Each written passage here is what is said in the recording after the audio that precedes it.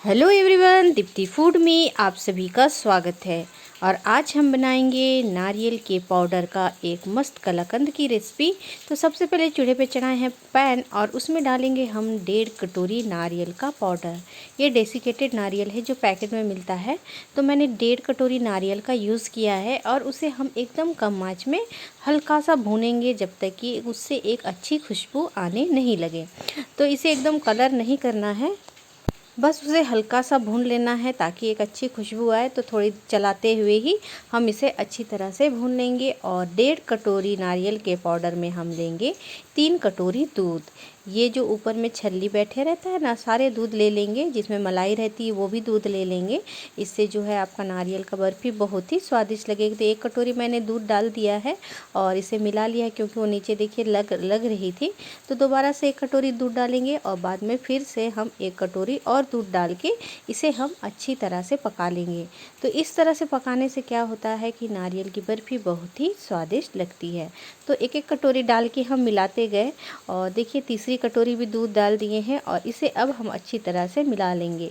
तो देखिए अभी भी आपको दूध कम ही लग रहा है, पर हम इसमें जब चीनी डालेंगे तो वो मेल्ट होगा और वो अच्छी तरह से इसमें घुल जाएगा, यानी कि फिर से ये पतला हो जाएगा।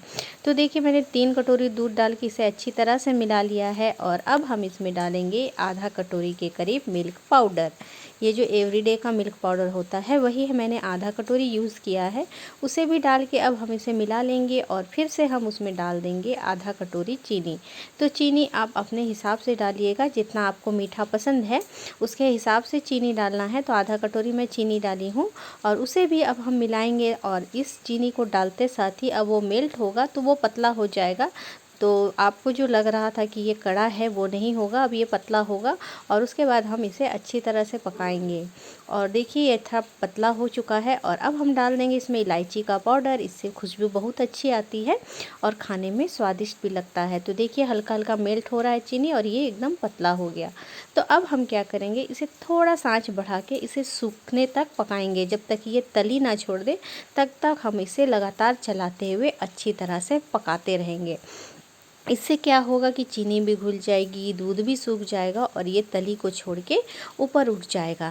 तो आप कभी इस तरह से नारियल का बर्फ़ी या फिर बोल सकते हैं मिठाई बनाए हैं कि नहीं, मुझे कमेंट करके ज़रूर बताइएगा। और अगर आपको मेरी रेसिपी पसंद आ रही है तो मुझे लाइक, शेयर और सब्सक्राइब भी ज़रूर कीजिएगा। तो देखिए तली छोड़ने लगा है और जब हल्का तली छोड़ देगा तब हम उसमें डालेंगे 1 चम्मच देसी घी। इससे क्या होगा कि जो भी चिपका हुआ चीज़ है वो निकल जाएगा और हाथ में जो चिपकता है वो भी नहीं चिपकेगा। तो देखिए मैंने 1 कटोरी देसी घी डाल दिया है, सॉरी 1 चम्मच। और उसे अब हम अच्छी तरह से मिलाएंगे और आंच इस समय एकदम कम रहना है, नहीं तो ये जल जाएगा। तो देखिए ये तली छोड़ रहा है और थोड़ा सा मैं इसे और भूनूंगी ताकि ये पूरा ही तली छोड़ दे और जो किनारे में लगे हैं सारे मैं अच्छी तरह से निकाल लूँगी। तो देखिए ये तली छोड़ चुका था और ये अब रेडी हो चुका है। थोड़ी देर और मिला लेंगे और इस तरह से मेरा नारियल का जो बैटर है या फिर बोल सकते हैं डो रेडी हो चुका है। और इसे आप कोई भी शेप दे सकते हैं, आप गोल गोल लड्डू का भी शेप दे सकते हैं या फिर कलाकंद के हिसाब से और स्क्वायर भी काट सकते हैं। तो वो रेडी हो चुका था। तो मैंने एक प्लेट लिया, उसमें ग्रीस करेंगे और उसके ऊपर हम पेपर बिछा देंगे, बेकिंग पेपर। इससे क्या होगा कि वो गरम गरम उसे सेट करने में हमें इजी होगी। तो देखिए मैंने बेकिंग पेपर बिछा दिया है और इसके ऊपर भी हल्का सा ग्रीसिंग कर देंगे ताकि जो मैंने नारियल का बनाया है बैटर वो नहीं चिपके। तो देखिए ये ठंडा हो चुका था, हल्का सा एकदम ठंडा हुआ है। तो मैंने उसे निकाल दिया है, क्योंकि अगर कढ़ाई पे रहेगा तो वो और जल सकता है। इसे कढ़ाई से निकाल के तुरंत ही हम इस पेपर पे बिछा देंगे और उसके बाद आपको जैसा शेप देना है वैसा शेप में ला के बाद में हम इसे कट कर लेंगे। तो मैंने सारे डाल दिए हैं और अब हम क्या करेंगे, पेपर से ही उसे चारों तरफ से फैलाते हुए स्क्वायर सा शेप देंगे और उसके बाद हम उसे बर्फ़ी या फिर बोल सकते हैं कलाकंद के शेप में काट देंगे, स्क्वायर स्क्वायर। और आपको जैसा शेप पसंद है वैसे ही डाल सकते हैं। तो देखिए मैंने पर्ची से प्लेन किया था और अब चम्मच से इसे कर देंगे और उसके बाद हम कागज़ से चारों तरफ से लपेटते हुए इसे स्क्वायर का शेप दे देंगे।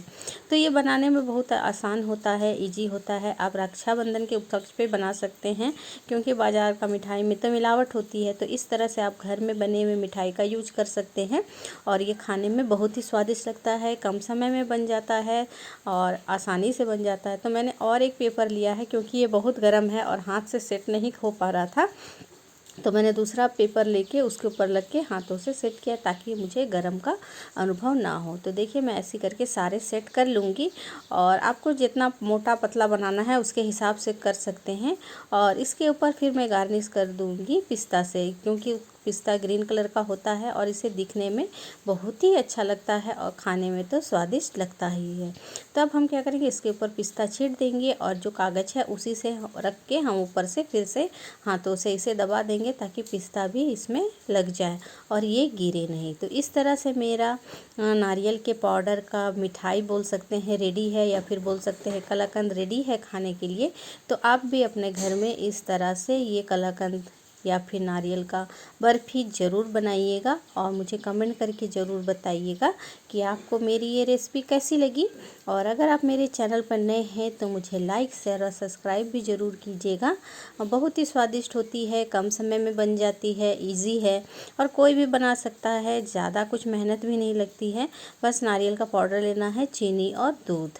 और अगर आपको ज़रूरी नहीं लगे तो आप इलायची पाउडर नहीं भी डाल सकते हैं, मुझे पसंद था इसलिए मैंने इलायची पाउडर का यूज किया है। और आप बिना पिस्ता डाले भी बना सकते हैं, पर मैंने पिस्ता से गार्निश किया है ताकि ये सुंदर दिख सके। तो मैंने इसे स्क्वायर स्क्वायर कट कर लिया है और देखिए मेरा नारियल का बर्फ़ी या फिर कलाकंद रेडी है खाने के लिए।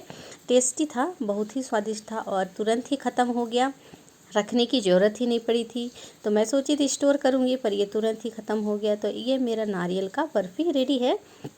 तो आप भी अपने घर में इस तरह से एक बार ज़रूर बनाइएगा और मुझे लाइक, शेयर, सब्सक्राइब करना नहीं भूलिएगा।